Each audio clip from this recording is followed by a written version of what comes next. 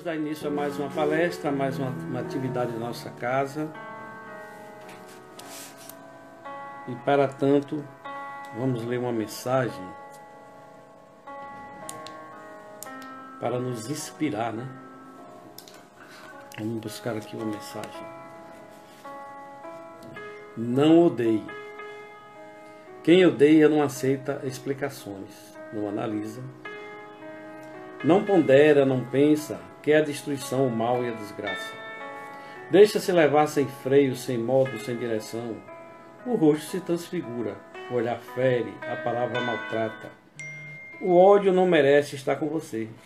É para o amor que você deve se inclinar. Por favor, ame. Um sentimento de amor, por menor que seja, derruba uma montanha de ódio e nos leva à felicidade.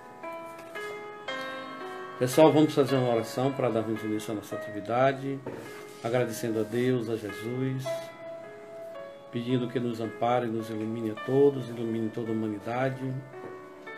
E vamos dizer: Pai nosso que estás no céu, santificado seja o vosso nome, venha a nós o vosso reino, seja feita a vossa vontade, assim na terra como no céu. O pão nosso de cada dia dai-nos hoje, Senhor. Perdoa as nossas ofensas, assim como nós perdoarmos aqueles que nos têm ofendido. Não nos deixes cair em tentações. Livrai-nos, Pai, de todos os males, que assim seja. Então, desejamos um dia de felicidade para todos. E vamos dar início à nossa atividade lhes contando uma história. Essa história está na internet. Uma moça em viagem, ela nos conta o seguinte: uma vez, em uma viagem que fiz, onde me hospedei em uma casa de família de um povoado muito pobre em uma cidade no Peru. Refleti muito sobre a felicidade, porque a casa era muito simples. Eles não tinham água encanada, a estocando em barris no quintal a céu aberto. A luz era muito fraca. E quando chovia, a maioria das vezes, a luz acabava e eles ficavam horas, às vezes dias, sem luz. Quando a dona da casa vinha nos servir o jantar, de forma mais linda e doce possível, oferecendo o pouco que tinha, mas com muita ternura, por incrível que pareça, muita abundância, não só de alimentos, mas de amor e carinho, ela nos contava mais ou menos como era o seu dia a dia. Um dia, curiosamente, perguntei como ela se sentia com essa rotina. E com um sorriso no rosto, ela me disse que era muito feliz.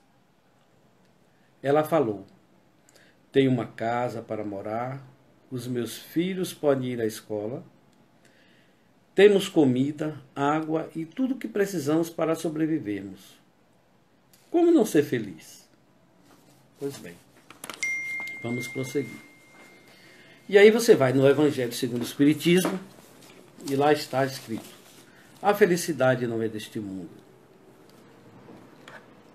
Não sou feliz. A felicidade não existe para mim. Exclama geralmente o homem em todas as posições sociais. Isso, meus queridos filhos, prova melhor do que todos os raciocínios possíveis a verdade desse ensinamento de Eclesiastes. A felicidade não é deste mundo. De fato, nem a fortuna, nem o poder, nem mesmo a juventude em flor são condições suficientes para a felicidade. Digo-vos mais, nem mesmo juntas essas três condições, tão desejadas o são, uma vez que se escutam constantemente no meio das classes mais privilegiadas, pessoas de todas as idades lamentarem-se amargamente das condições de suas existências. Essas são situações para que nós analisemos. Aí você vai lá no Livro dos Espíritos, na pergunta 967, que diz o seguinte: Kardec pergunta aos espíritos: em que consiste a felicidade dos espíritos puros? E os espíritos responderam a Kardec o seguinte: consiste em conhecerem todas as coisas e não sentirem ódio, nem ciúme, nem inveja, nem ambição, nem qualquer das paixões que ocasiona a desgraça do homem. E disse mais: são felizes pelo bem que fazem. Contudo, a felicidade dos espíritos é proporcional à elevação de cada um. Somente os puros espíritos gozam exato da felicidade suprema. Então, quando nós falamos felicidade, de qual felicidade estamos falando? Quando nós dizemos que o nosso mundo não tem felicidade. Felicidade suprema sabemos que não tem como ter aqui. Mas observe que a felicidade ela depende de muitos fatores, são muitos fatores. Condição social, riqueza, pobreza, a forma como a gente enxerga o mundo, o que nós já temos de conhecimento, quem somos diante do mundo, de que forma nós estamos vivenciando e aceitando as provas que nós combinamos no mundo espiritual para vivermos aqui, né? Aí tem mais, a pergunta 1019, o reino do bem poderá um dia realizar-se na Terra? Aí eu lhes pergunto também, quando o reino do bem realizar-se na Terra, haverá felicidade? Certamente haverá felicidade, né? Pois bem, o bem reinará na Terra quando entre os espíritos que vêm habitá-la, os bons predominarem sobre os maus. Então eles farão reinar na Terra o amor e a justiça, que é o anseio de todos, que são a fonte do bem e da felicidade. Olha a felicidade de novo. Ligada agora à justiça, ligada ao bem. Pelo progresso moral e praticado, que são a fonte do bem e da felicidade. Pelo progresso moral e praticando as leis de Deus, é que o homem atrairá para a terra bons espíritos e afastará os maus. Mas os maus só deixarão quando o homem tiver expulsado de si o orgulho e o egoísmo. O orgulho e o egoísmo de cada um também é motivo de infelicidade. Então nós por aí podemos perceber que a felicidade é algo complexo e simples, né? Porque com pequenas coisas se é feliz. Mas também se depende de muitas outras para ser plenamente feliz. E na pergunta 1017, mais uma vez voltando lá ao Livro dos Espíritos. Em que sentido é preciso entender as palavras do Cristo? Meu reino não é deste mundo. Em que sentido é preciso entender as palavras do Cristo? Meu reino não é deste mundo.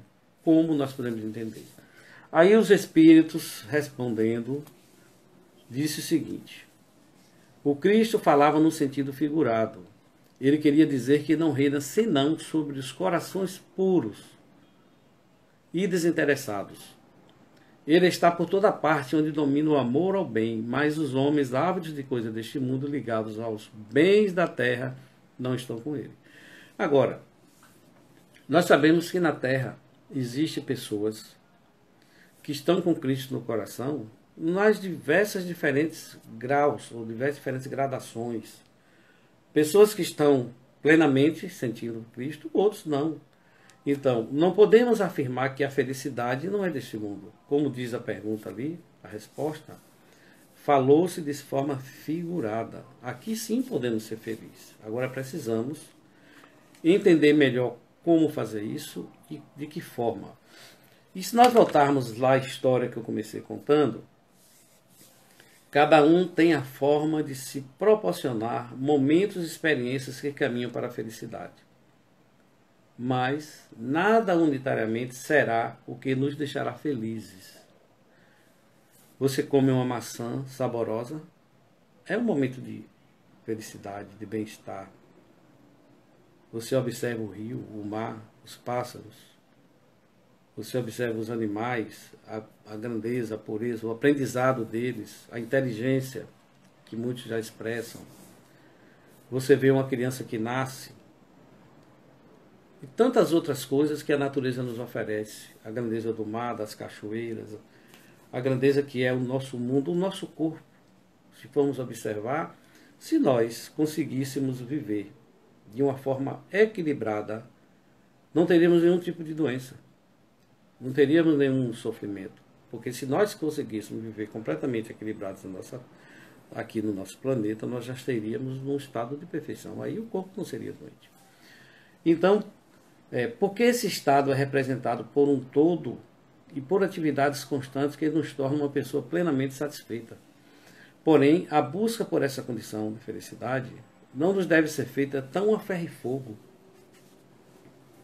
pois isso pode nos gerar frustrações e nos tornar o oposto desse sentido, nos tornarmos infelizes. Principalmente quando pegamos uma referência de felicidade que não nos preenche. Se nós pegamos uma referência de felicidade que não nos preenche, nós vamos entrar numa coisa chamada sensação de escassez, de falta. Nós iremos pensar então que falta alguma coisa. E aí aquela pessoa que se hospedou, ela continua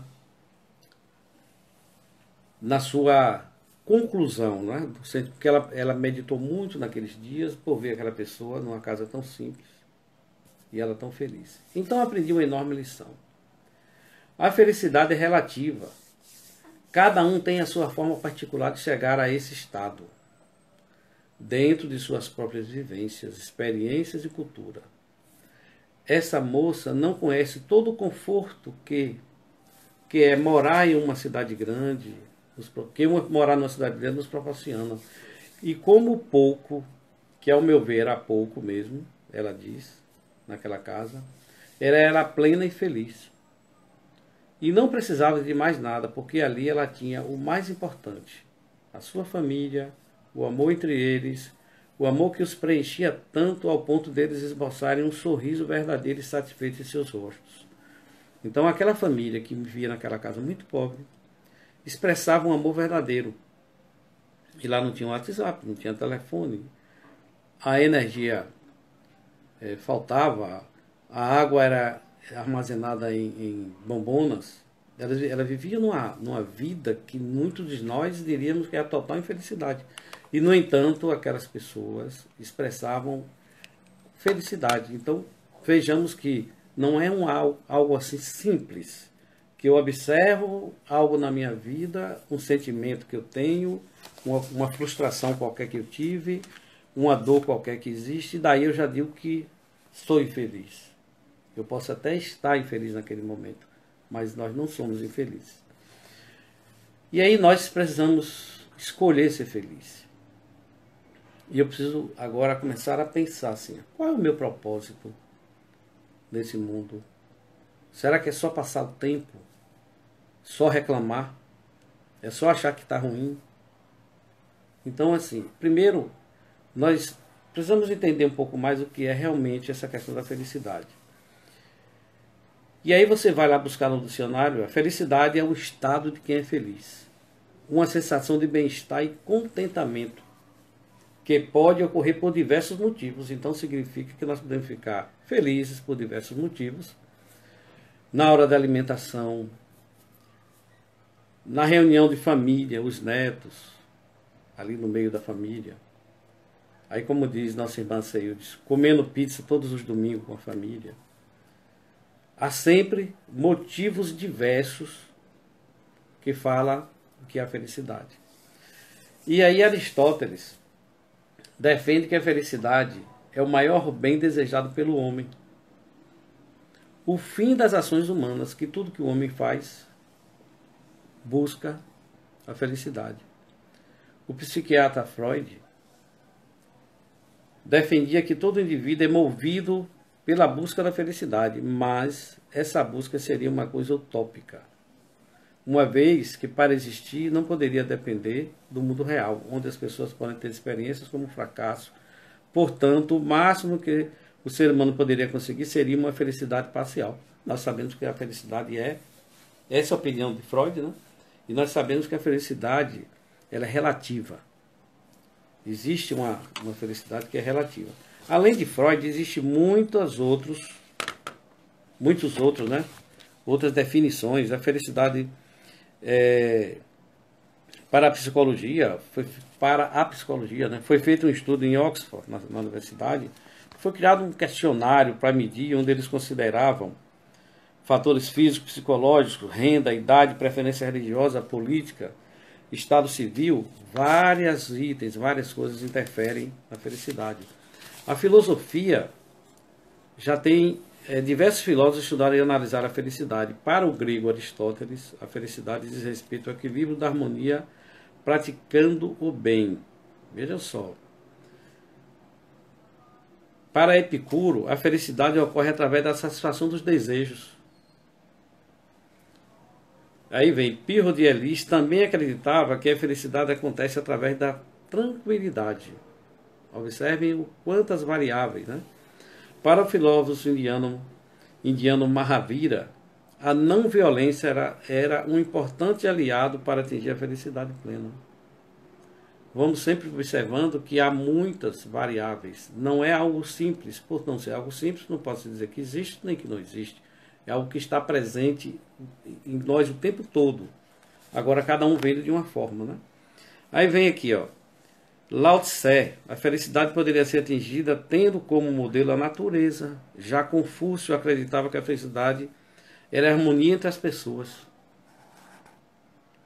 No budismo, o budismo acredita que a felicidade ocorre através da liberação do sofrimento, pela superação do desejo através do treinamento mental.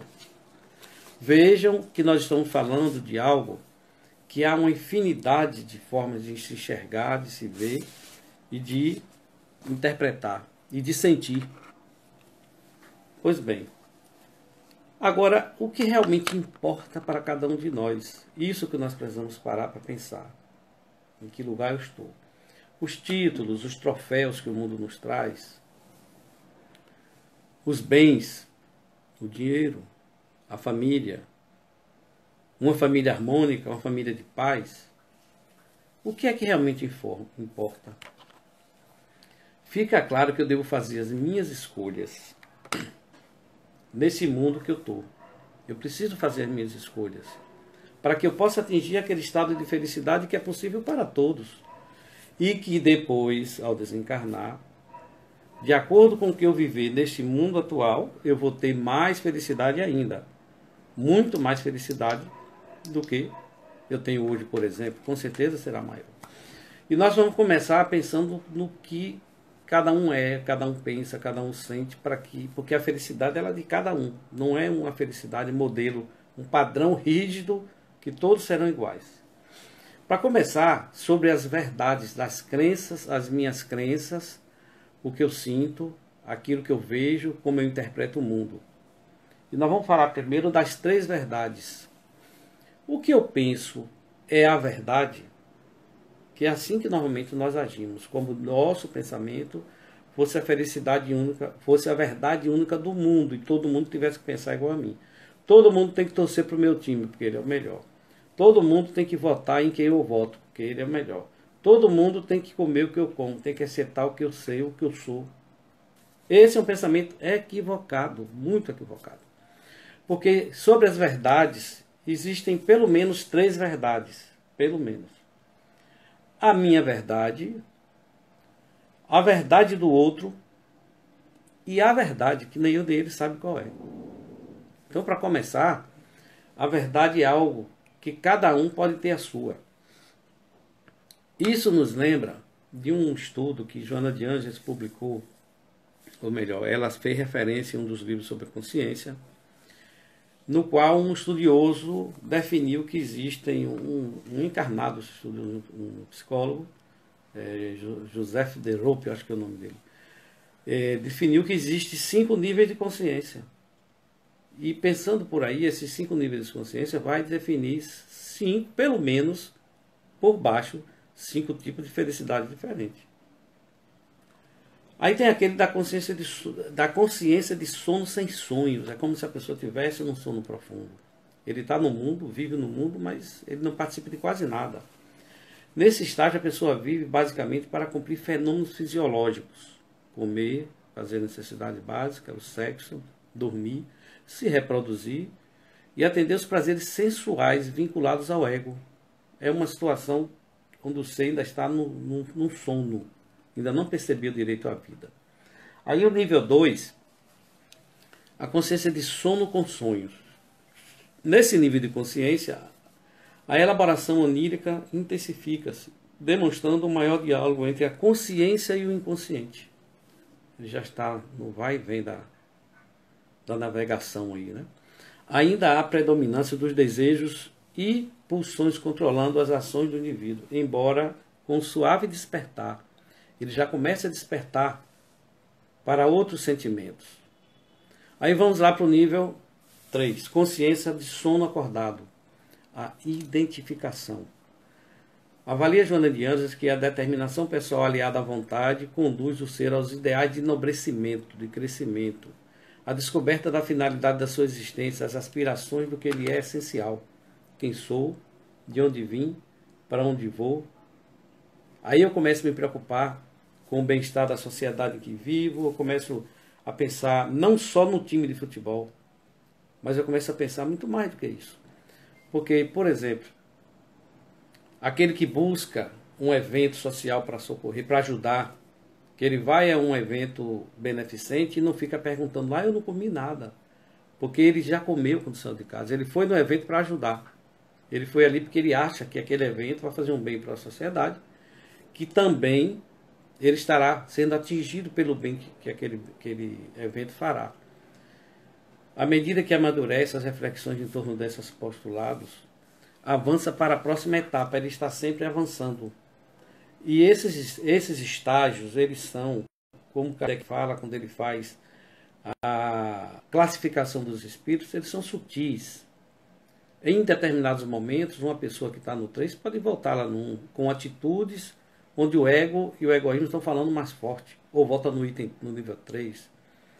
Ou ele expressa, ele mesmo estando lá no nível 3, ele pode ter de vez em quando, oscilar, né? Viajar entre eles. Mas vai predominar, em quem está no nível 3, as atitudes do nível 3. É quem vai predominar.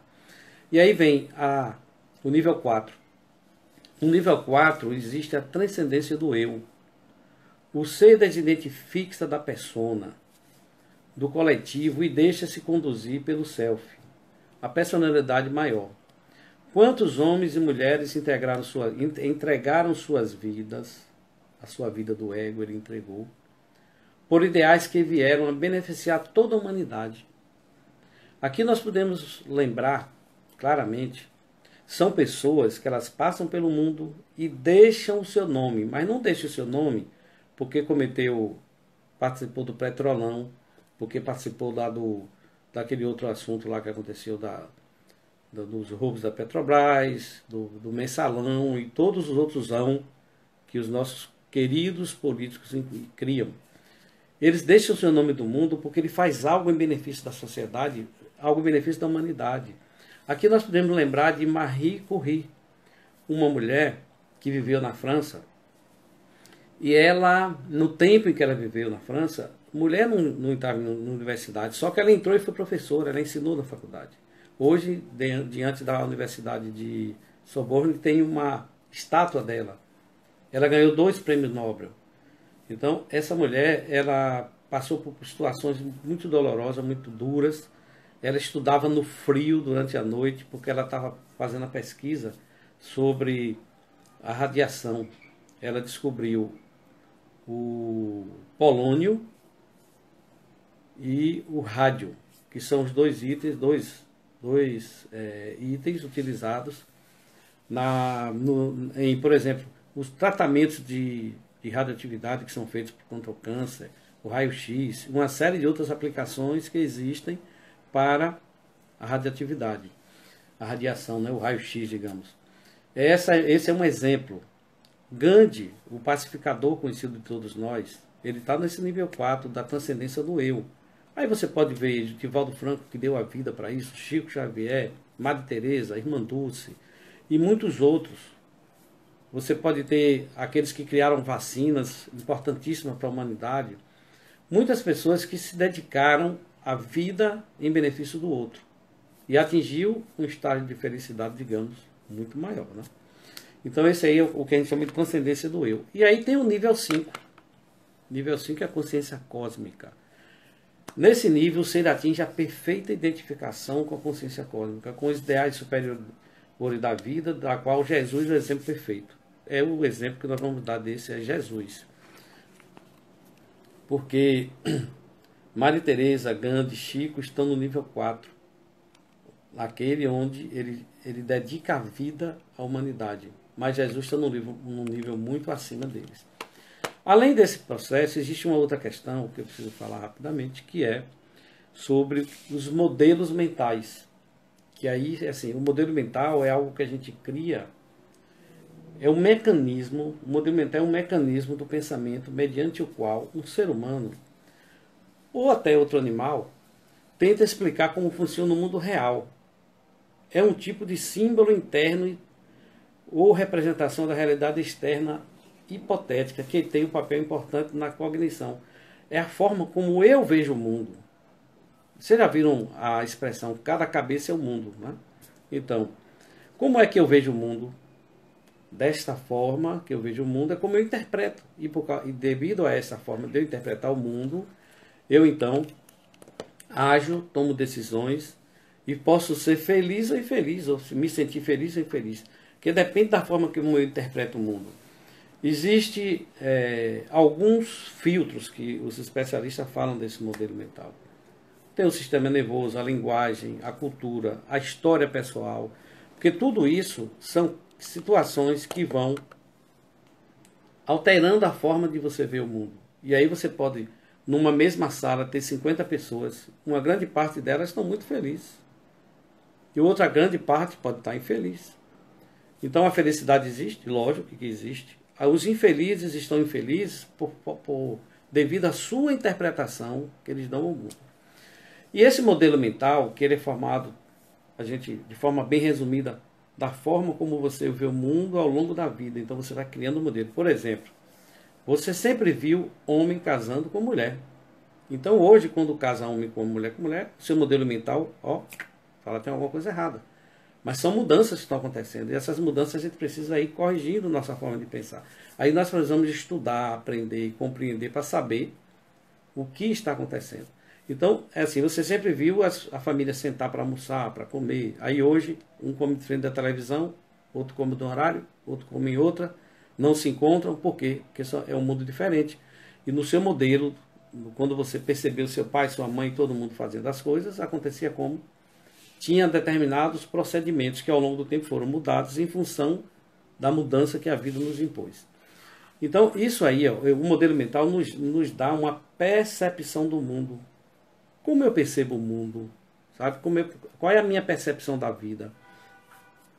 E aí tem questões relativas a, por exemplo, na percepção social, as pessoas formam impressão das outras com base em algo muito superficial. Às vezes sem conhecer a pessoa, depois vai conhecer, descobre que a pessoa não é exatamente daquele jeito. As impressões iniciais são baseadas em aspectos salientes, aquilo que mais sobrepõe a pessoa. Tendemos a categorizar os estímulos percebidos na outra pessoa na forma de situá-la em um grupo. Você às vezes rotula a pessoa. Isso gera infelicidade, porque você já rotula aquela pessoa, cria um grupo para ela. Nossas necessidades e objetivos influenciam da maneira que percebemos as características dos outros. Em função do que somos, em função da nossa forma de pensar, que nós enxergamos os outros. Então é assim, o meu modelo mental faz com que eu tenha uma percepção do mundo, eu perceba e sinta o mundo da minha forma. Eu percebo o mundo do meu jeito. Cada pessoa percebe o mundo do seu jeito. Por isso que a gente, às vezes, não se entende. Porque cada um percebe o mundo de alguma forma. Não existe duas pessoas iguais, 100% iguais, que elas percebem o mundo exatamente igual, como se fosse um computador planejado e calculado certinho. Não existe. Nossas percepções, ou a forma de nós percebermos o mundo, nos leva a ter conflitos. E aí eu pergunto a vocês, olha, os meios de comunicação interferem na nossa percepção do mundo?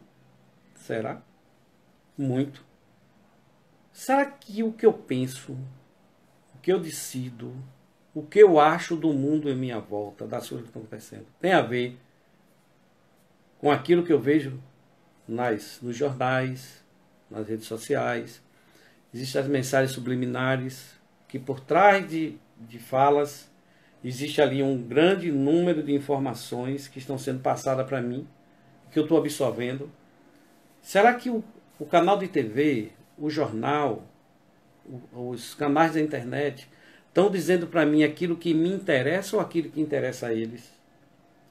Eu devo acreditar na verdade. E qual é a verdade? Não tem três verdades? Tem a minha verdade, a verdade dele e a verdade.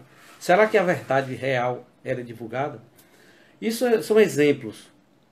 Quando você vê na família, quando ocorre qualquer dificuldade, qualquer problema, tem pessoas que são aquelas que, como diz a nossa companheira Núbia, que fez a palestra aqui recente, que diz assim: você deve carregar uma bagagem leve.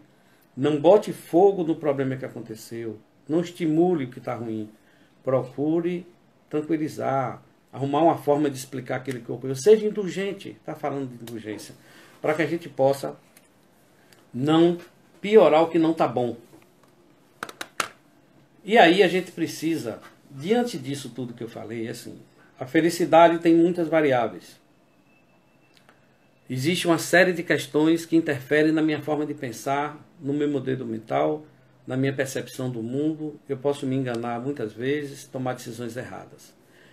O que é que eu preciso para que eu consiga encontrar um caminho que seja um caminho harmônico? Aquele que não mentiria para mim, aquele que vai dizer para mim a verdade, aquela verdade que eu estou atrás, aquele que não tem outros interesses, aquele que diante de Pilatos, que era um político bem parecido com os nossos, fez o quê? Manteve-se firme, mas não usou do poder que tinha para acabar com Pilatos. Ele aceitou a sua missão. Então nós podemos pensar o seguinte: diante de tudo isso que nós vivenciamos, nós precisamos de um modelo para seguir. E esse modelo vocês sabem quem é: Jesus, nosso modelo e guia. Então, diante de situações na qual o meu nível de consciência, o meu modelo mental, as percepções do mundo, a forma como eu estou enxergando o mundo interfira e eu perceba que, ou até não perceba, mas assim, a recomendação é: tudo isso interfere, então vamos fazer o seguinte: vamos pegar Jesus como modelo e na hora da dor, do sofrimento, na hora que você tiver que tomar uma decisão que vai interferir na sua felicidade e na felicidade do outro, na hora de fazer a sua escolha para ser feliz. Escolha ser feliz como? Pense. Diante dessa situação, o que Jesus faria? Eu sei que muitas coisas irão interferir na sua resposta, mas você tem um modelo para seguir. Você tem um modelo confiável. Você tem um modelo que ninguém te impôs. Você tem um modelo que foi trazido para você. E há coerência nos seus atos, nas suas ações, nos seus sentimentos. Na forma como ele foi trazido para nós. E aí nós podemos, a partir daí, lançar mão de todos os ensinamentos que o Evangelho nos traz.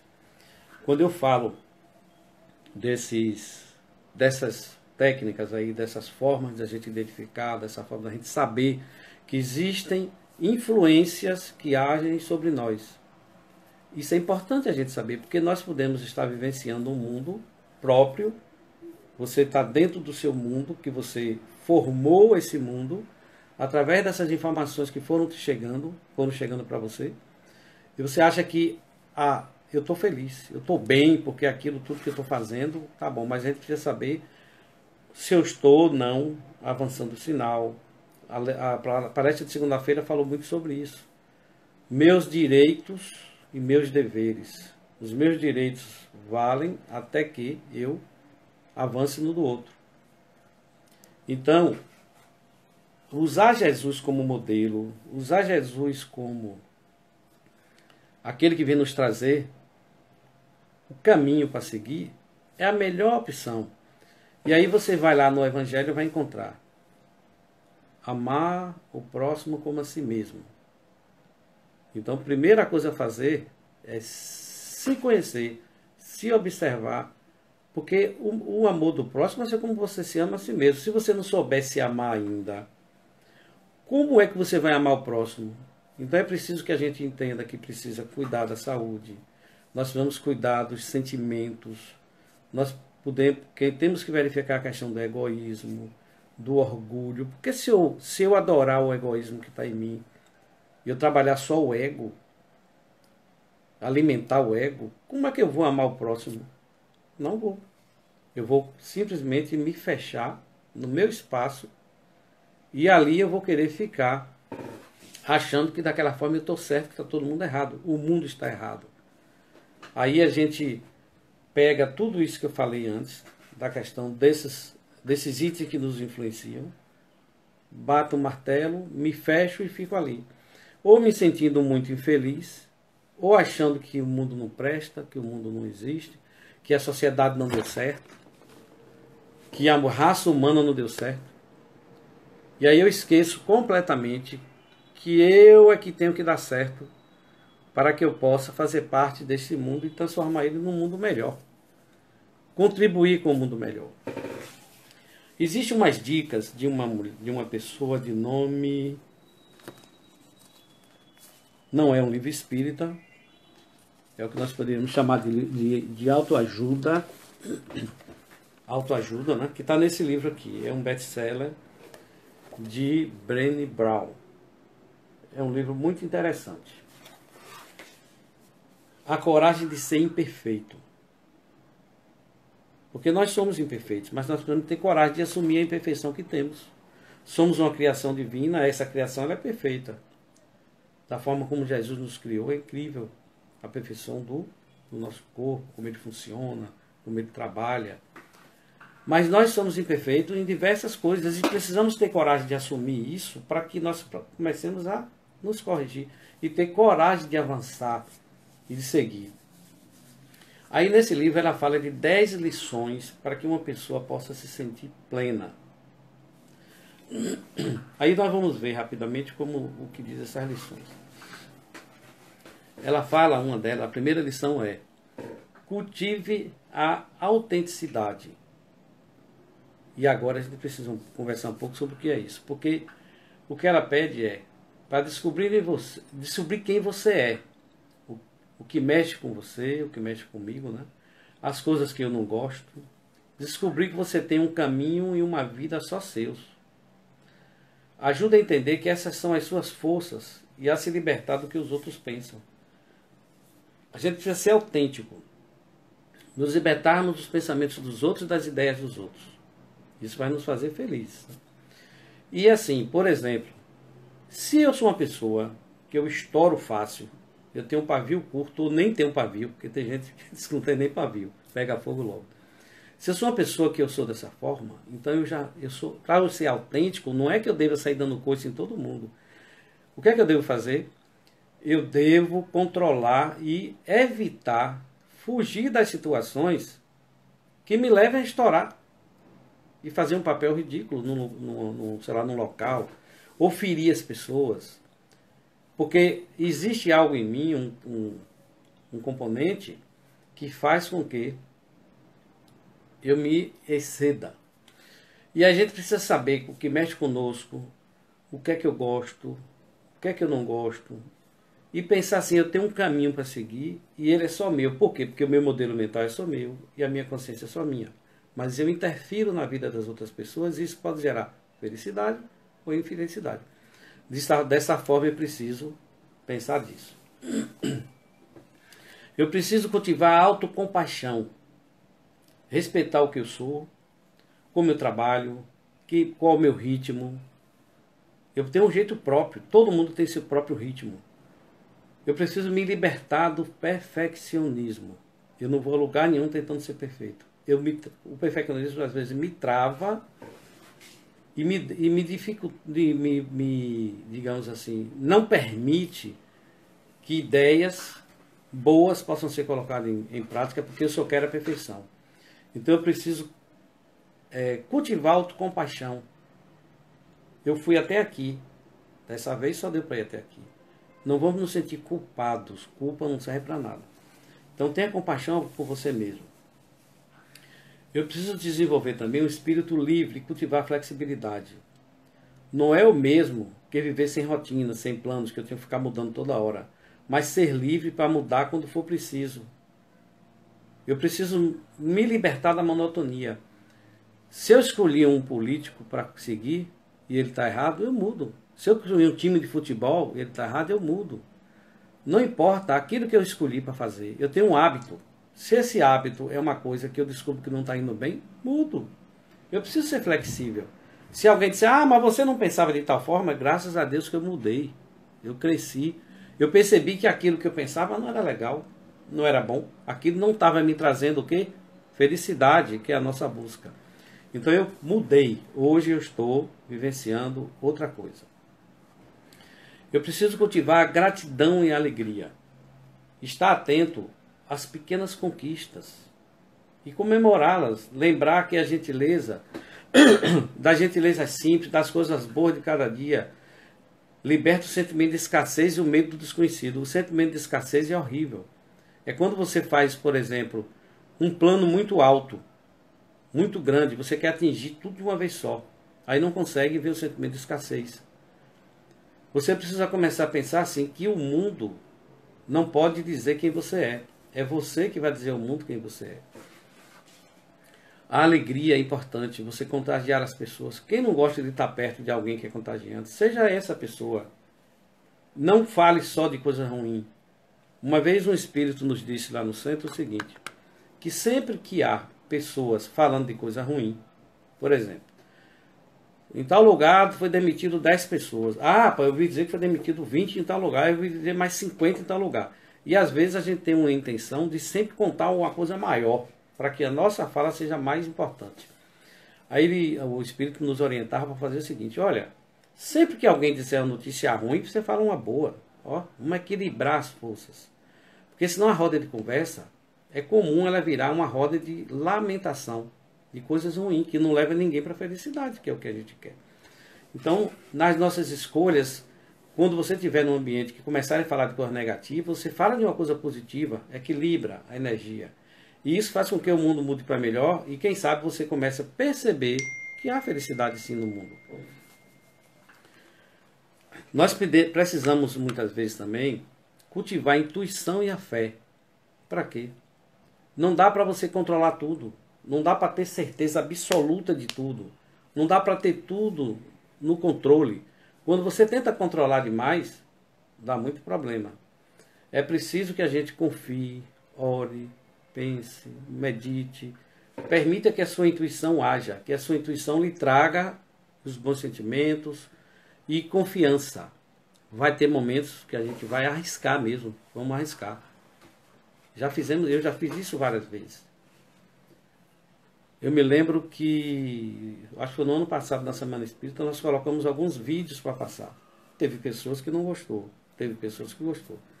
Poucos dias depois, a Federação Espírita estava fazendo a mesma coisa. Colocou, passando vídeos de Alberto Almeida e de outros. Aí eu pensei assim, olha, parece que tem mais gente pensando a mesma coisa. No futuro eu não sei como vai ser, mas às vezes é preciso arriscar. É necessário correr riscos. Senão você permanece sempre naquele lugar que você está e não sai de lá mais nunca.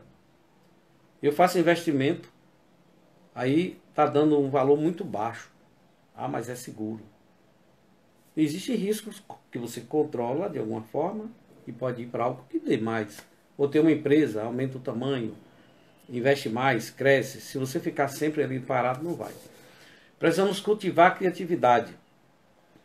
Precisamos nos permitir criar, experimentar, inventar sem pré-julgamento. Se eu pré-julgar, eu posso estar validando aquela questão lá do modelo mental, da percepção. Eu posso estar sendo influenciado de alguma forma. Então eu preciso sair do quadrado, ou sair da caixinha, como as pessoas falam. Não é sair do armário, não. Sair da caixinha. E aí você poder criar algo novo, que a gente só cria se a gente arriscar. Outro dia eu vi aqui no programa de comida daquela Rita Lobo, ela falando de experiências que faz com os alimentos, cria os pratos. Se ela não criar, ela vai ficar mostrando a vida toda o mesmo prato, não pode, ela tem que criar. Tem que trazer coisas novas. E a gente precisa parar de ficar preso na comparação. Que o outro faz, o outro não sei o quê. Quer ver uma coisa? Quem disse que todo mundo tem que ser alto? Quem disse que todo mundo tem que ser cabeludo? Quem disse que todos os cabelos precisam ser louros? Quem falou que mais gordo, mais magro? A sociedade estabelece padrões, mas nós não somos obrigados a ficar depressivos porque a gente tem que entrar naquele padrão. Eu tenho que pesar 40 quilos. Eu tenho que pesar 20. A gente precisa começar a se libertar dessas coisas que nos travam. E aí, isso é motivo de felicidade, infelicidade para muita gente. Dizem que, eu vi numa palestra, acho que foi de Rossandro, que As pessoas que ficam folheando revista naqueles consultórios, principalmente as revistas onde tem um monte de mulher bonita, só mostra o que é bonito ali, que ela se sente mal. Ela fala, eu não tenho uma barriga dessa, meu cabelo não é assim, meu marido é bem diferente desse aqui, meu marido é feio e barrigudo, careca, sei lá. Então, assim, a gente precisa aprender a conviver no mundo sem deixar que o mundo tome conta da gente. A gente precisa também cultivar o lazer e o descanso, são importantes. A lei de trabalho fala do descanso do idoso, que o jovem precisa trabalhar para sustentar o idoso. Mas no dia a dia a gente precisa criar um tempo livre para dormir, sabe? Dormir bem. Cochilar são quase um ato de rebeldia em tempos de glamorização, de correria. A gente está correndo tanto que se você disser que dormiu um determinado tempo, alguém pode achar que você está perdendo tempo. A gente precisa se libertar da exaustão, sabe? Como símbolo de status de produtividade, que eu produzo muito porque eu trabalho mais do que todo mundo. Você precisa trabalhar, mas precisa de descanso. O corpo tem limitações. Cultivar a calma e a tranquilidade. Precisamos fazer isso. Ao prestar atenção como estamos agindo, porque a felicidade também vem daí. E por último, ainda não por último, penúltimo, realizar tarefas relevantes. Criar o hábito de fazer coisas importantes que você tem e fica procrastinando, mudando para depois, jogando para depois. Não. Planeje para fazer, realize e comemore o que você fez. E por último, cultivar risada, música e dança. Faça isso na vida como uma forma de libertar-se, né? De ser mais feliz. São momentos de felicidade que você vai buscar. Então não fique achando que você tem que ser sisudo.